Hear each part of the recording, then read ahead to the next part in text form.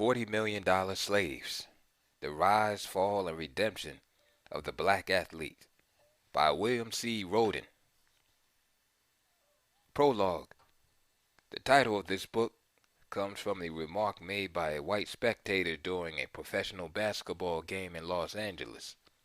The comment was aimed at Larry Johnson, then a player with the New York Knicks. The previous season, Johnson had referred to some of his Knicks teammates as rebel slaves, unleashing a storm of controversy. That night in Los Angeles, as his team headed toward the bench during a timeout, a heckler yelled out, "Johnson, you're nothing but a $40 million slave."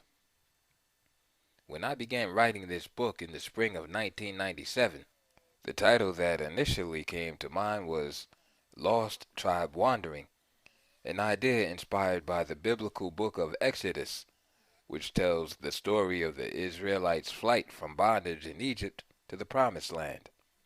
It seemed like an apt comparison. Virtually from the moment enslaved Africans came face to face with Christianity, Exodus became emblematic of our journey from Africa to the New World, though with a paradoxical twist. For generations of European immigrants, the United States was the Promised Land, the land of milk and honey. For enslaved African Americans, America became that Egypt from the book of Exodus. The quest to find the Promised Land in this new Egypt has been for many a never-ending journey through a succession of ostensible Promised Lands, none of which has turned out to be the final destination. This has certainly been the case for black athletes, who've journeyed from slavery to segregation to an exploitive integrated sports world, never finding a true promised land. The image of a tribe of athletes crossing a dusty, desolate wilderness, sustained by the faith that there is an ultimate destination, remained my inspiration as I wrote this book. Black athletes appeared to me to be a multifaceted tribe whose march across time and against tremendous odds put an indelible stamp on the culture and psyche of this country. 8 years later, Lost Tribe Wandering has become $40 million slaves. How did the book's title make such a jarring leap from the impressionistic Lost Tribe Wandering to a more provocative one? This new title cuts to the chase in describing the white wealth, black labor condition that has merely changed forms from generation to generation. Footnote: see Claude Anderson's book, White Wealth, Black Labor. End of footnote. Even in 2005, with African American athletes making up a so-called majority in professional football and basketball and a significant minority in Major League Baseball, access to power and control has been choked off. The power relationship that had been established on the plantation has not changed, even if the circumstances around it have. The use of the language of slavery in any variation always strikes an exposed nerve in the United States, the result of guilt, denial, and deep-rooted anger and frustration over the inescapable reality that our country's foundations are buried in the fields of slave plantations. So the inevitable question will be asked, how can you use slavery and $40 million in the same breath? Even Bob Johnson, the owner of the Charlotte Bobcats and an African American, raised the question during an interview for this book. After I told Johnson the title of my book, he said, quote, "I'm not quite sure making $12 million a year playing 82 basketball games is called a plantation. If it is, I know a whole lot of folks who want to be on that plantation." Johnson added, "I'm not sure the plantation to plantation metaphor works, because you have to explain how a guy gets paid that much money for doing basically what people do in the street every day." End quote. Later, though, during the same interview, Johnson conceded that from an athlete's perspective, professional sports might be a plantation of sorts. Quote, do the players see themselves on a plantation? I think they do, and that all of the owners are white. That creates the dynamic. The owners are white, the coaches work for the white owners, and the industry is run by white commissioners. Anyone who exercises power over them is white, and they feel or believe that the owners are taking more value out of them than what the owners are putting in. End quote. To the general public, athletes have achieved the promised land, and their salaries are always a part of the discussion. The inference, never far from the surface, is that they should be grateful, more grateful than their white peers, for the money they make. David Falk, the sports attorney who helped make Michael Jordan into a global icon, recalled a negotiation session with the Knicks in 1991. After Falk and player Patrick Ewing made an offer, the general manager looked at Ewing and said, quote, how much money is enough? Falk said he knew that Ewing was offended, and so was he. I knew that in Ewing's mind, that wasn't an economic statement. It wasn't a negotiation statement. It was a racist statement saying, you're a young black man. How much is enough? The celebrity of African American athletes is still used to make the case that discrimination has disappeared and that integration in the West has created equal opportunity. For many African American athletes embody the freedom and expanded opportunities that are there for everybody, provided they work hard. The elevated compensation of some players obscures the reality of exploitation and contemporary colonization. Black players have become a significant presence in major team sports, but the sports establishment has tenaciously resisted that presence percolating in equal numbers throughout the industry in positions of authority and control. In 1988, the late Jimmy the Greek Snyder created a firestorm when he said African American athletes were physically superior because they had been bred for the role.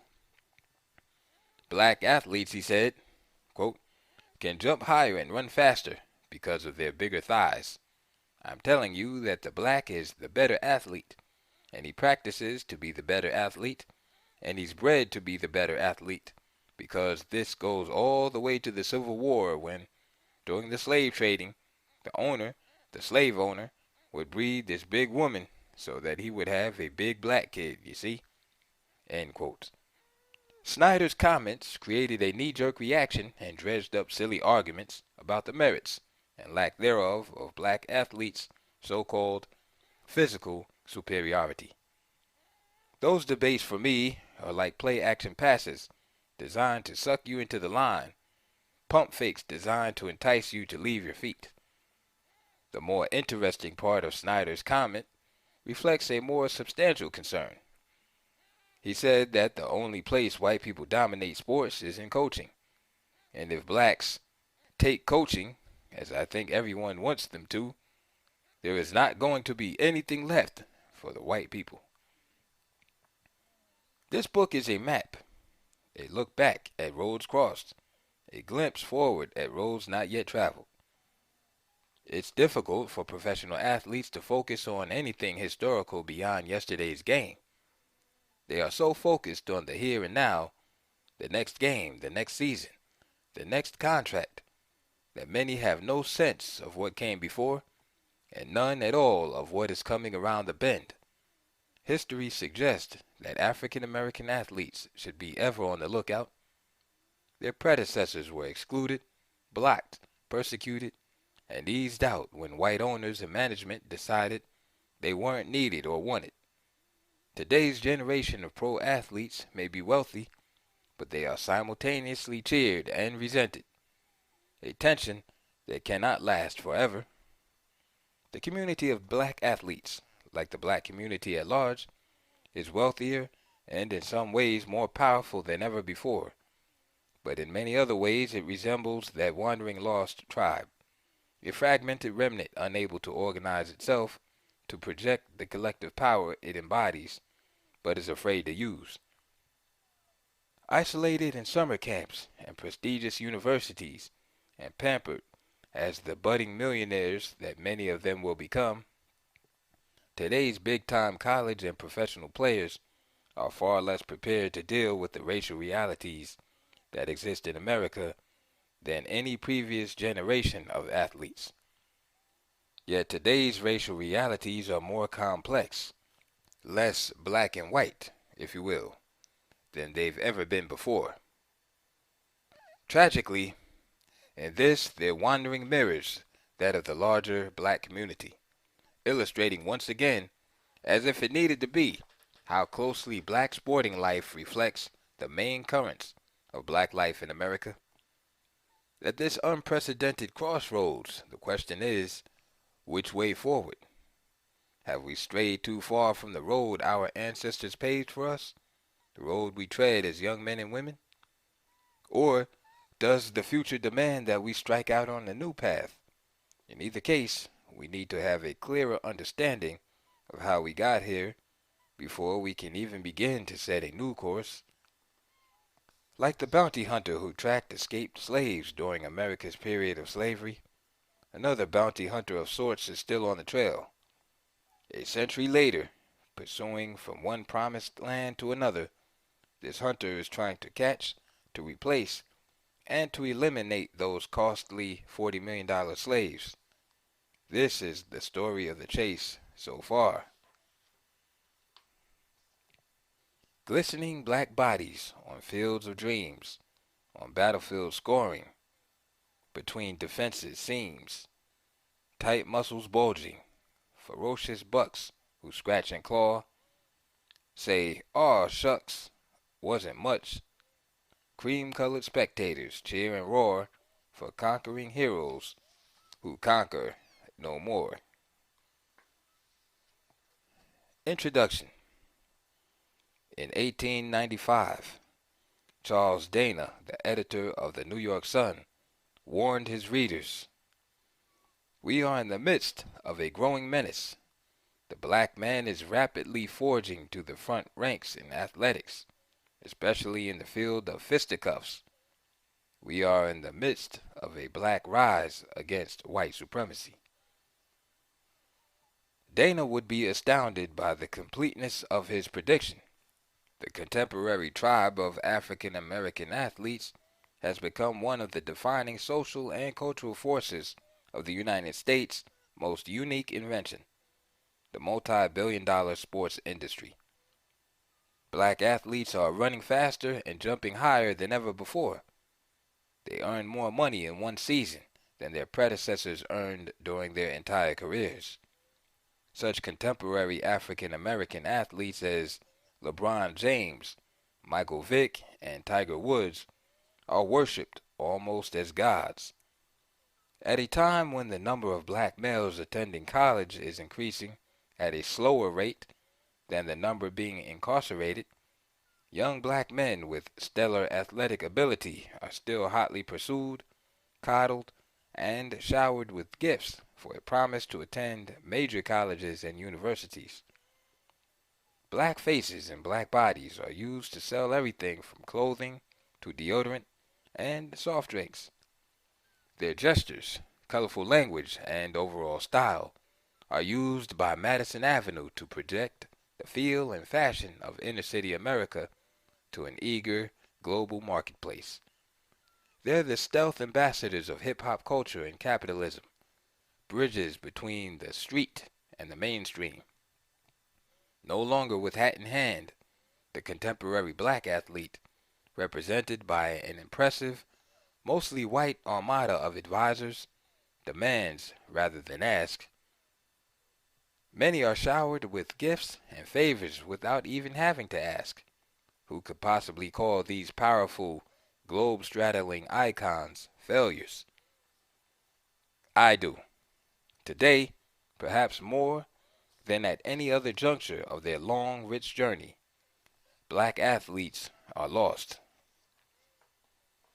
Despite their 50-year rise to prominence on the fields of integrated sports, African American athletes, male and female, still find themselves on the periphery of true power in the industry their talent built.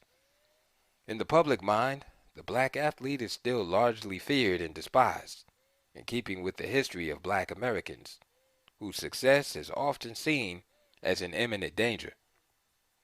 Every African American accomplishment in sports has, for more than 2 centuries now, triggered a knee-jerk backlash from forces within the white majority. The strategies of the white reactionaries have been predictable: to take back, dilute, divide, and push back any black achievement in an effort to restore the same balance of power that has existed in this country since slavery, one in which the bulk of the rewards reaped from the black talent and labor are distributed to and serve to perpetuate white power. And just as predictably, black athletes have been slow to see the backlash coming until they have been swamped by it, finding themselves struggling just to survive. In their failure to heed the lessons of history, today's black athletes are squandering the best opportunities yet for acquiring real power in the sports industry. This is not the heartwarming and triumphant narrative to which many of us have become accustomed. The inspirational reel that goes from victory to victory, from Jackie Robinson breaking into the major leagues to Arthur Ashe winning at Wimbledon to Muhammad Ali lighting the Olympic torch. This, in truth, is a more complicated tale of continuous struggle, a narrative of victory and defeat, advance and retreat, the story of an inspiring rise, an unnecessary fall, and an uncertain future. Why are today's athletes so lost?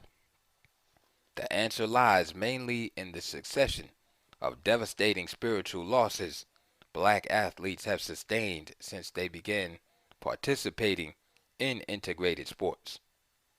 The most significant of these has been the loss of mission, a mission informed by a sense of connection to the larger African American community and a sense of responsibility to the legacy of struggle that made possible this generation's phenomenal material success. This sense of mission has been a cornerstone of African American survival, a source of strength and inspiration. A sense of being part of a larger cause has historically permeated nearly every action of the black athlete. For many of our prominent athletes of every race, their victories were fueled in part by the notion that they represented something larger than themselves, that they embodied the values and aspirations of a people. Black athletes have symbolically carried the weight of a race's eternal burden of proof.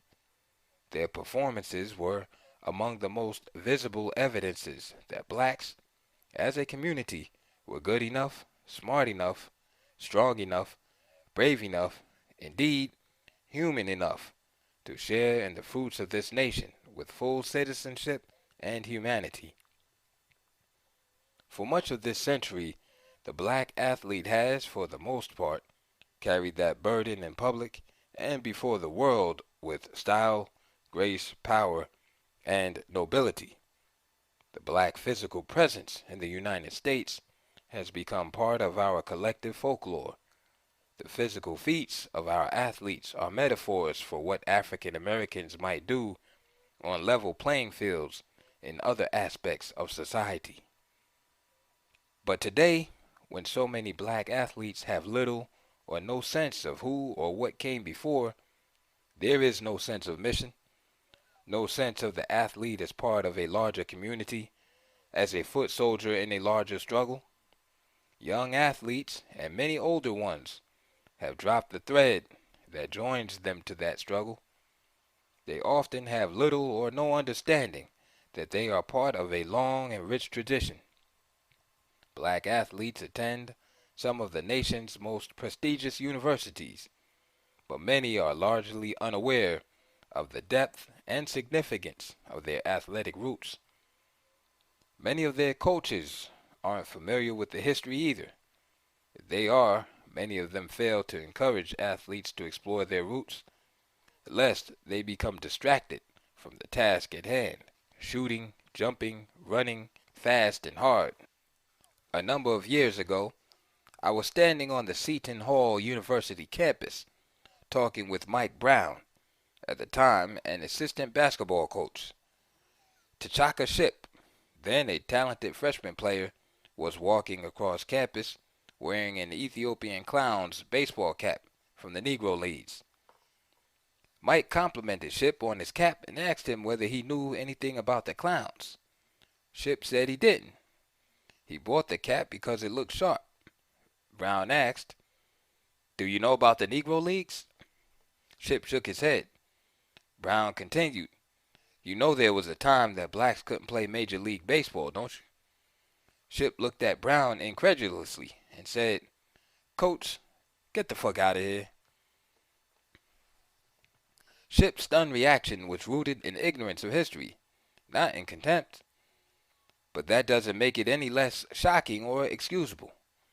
Shortly after his encounter with T'Chaka Ship, Mike Brown went out and bought Negro League baseball caps for the entire team and had them each write a brief essay on the teams and their star players. Other coaches have also attempted to remedy the historical blind spot of contemporary players. John Thompson, for instance, when he was still head basketball coach at Georgetown University, in an effort to paint a wider historical context for their life journeys, took his players to the Civil Rights Museum in Memphis, Tennessee, on the site of the Lorraine Motel where Dr. King was murdered, and to the Baptist Church in Birmingham, Alabama, where in 1963 4 little girls were killed when a bomb exploded during Sunday school. If anyone should know the value of history, athletes should. They spend most of their time studying the past. Athletes watch game film incessantly. No responsible coach would think of sending a team into battle without having had his or her team spend hours studying game film. Film allows the viewer to study an opponent's trends and to assess strengths, weaknesses, and tendencies in order to devise strategies for the future. Film provides a means of studying the past to prepare for the future. Coaches do not, as a rule, demand that their black athletes study their historical past, and this has created a vacuum. The magnitude of the vacuum was articulated a few years ago by a young girl at Joan of Arc Elementary School in New York, since renamed, who asked me, "Who was the first white player to integrate the NBA?" For many of us over 50 who were born in the United States, the idea of any player not knowing the story of Jackie Robinson is blasphemous. It's like not knowing about Rosa Parks, the Black Panthers, Martin Luther King, or the Montgomery, Alabama bus boycotts. For people of my generation, the wide spectrum of black resistance and conflict are carved into our hearts. Those events remain so vivid and represent such powerful emotional benchmarks in the ongoing struggle that it is inconceivable to us that anyone could forget. We remember the history of struggle. We recall the terms on which liberation was won. We understand how much distance has been covered, but we also know how much more distance remains. I have to remind myself that for athletes born after 1970, these memories are like outtakes from a grainy newsreel or epic myths from a long-lost era. For the young black athlete, the mere idea that African Americans could not play professional baseball, basketball, or football is beyond comprehension. After all, far from remembering a time of segregated leagues, this generation cannot recall a time when African American athletes were not the dominant force in the mainstream sports landscape. Black athletes of an earlier era were forced by upbringing and circumstance to see themselves as part of a national community. They grew up at a time when the black community could still be said to be more or less united in common cause, a cause that transcended class, educational level, and other secondary social categories. For hundreds of years, athletes as diverse as Jack Johnson, Jackie Robinson, Joe Louis, Wilma Rudolph, and Althea Gibson were part of that larger community, a community linked by a common struggle for human rights in the world's greatest democracy. The goals of that community were clear: to attain power. The nature of that power evolved over time. In the days of chattel slavery, power meant literal freedom, as in the case of Tom Molyneux, a former slave who freed himself to become a champion boxer in England. In the uncertain period after the end of slavery, power meant using freedom to carve out individual success, as in the case of the black jockeys who dominated horse racing in the late 19th century. In the early years of Jim Crow, power meant defying growing white supremacy, as Jack Johnson did in his individualistic way. When segregation became the law of the land, power meant creating our own institutions, like Rube Foster's Negro Leagues, which created economies around sport and allowed for the development of a uniquely black athletic style. In the civil rights era, power meant representing a force for change, both practically and symbolically. In the manner of Muhammad Ali, Jim Brown, or John Carlos and Tommy Smith, the two American runners who raised their fist in protest at the 1968 Mexico City Olympics. In the era of integration, power often meant finding a way to avoid the exploitation of the sports industrial complex and maintain a link to the larger black community, a goal that many black athletes, to their shame, failed to achieve or even attempt. And what defines the quest for power today, in our post-integration era, when black athletes have become rich and famous, and in some cases have achieved positions in management, or in the case of Bob Johnson of the Charlotte Bobcats, even ownership? The quest today is to remember: black athletic culture, like the rest of African American culture, evolved under the pressure of oppression. At every stage, that oppression, from slavery to segregation, has been struggled against, and in some cases vanquished. But at every turn, lessons were learned, weapons formed, a legacy created. Black athletes have historically struggled against the great problems of American life, in fact, the great problems facing humanity. They have fought dehumanization, an unfair playing field, economic exploitation, and inequalities in power. The legacy of black athletic culture is a fighting spirit, as embodied in fiery characters from Jack Johnson to Curt Flood. The legacy of the black athlete is an elegant style developed by physical artists from Willie Mays to Allen Iverson, as a way of showing the humanity, creativity, and the improvisatory spirit of its practitioners. And the legacy of the black athlete is an acceptance of a larger mission, as displayed by Muhammad Ali's stands of conscience, Tommy Smith's raised fist, or Rube Foster's goal of creating an economically viable, independent black baseball league. Each of these legacies was initiated and refined as a response to a specific historical barrier. But the responsibility of black athletes today, and of all of us, really, is to understand how those legacies can also shape the future. Ignorance of the past makes it difficult for black athletes today to unite and confront the issues of the present. This contemporary tribe, with access to unprecedented wealth, is lost, precisely because it has failed to complete what New York Sun editor Charles Dana described as the black athletes' quote, rise against white supremacy.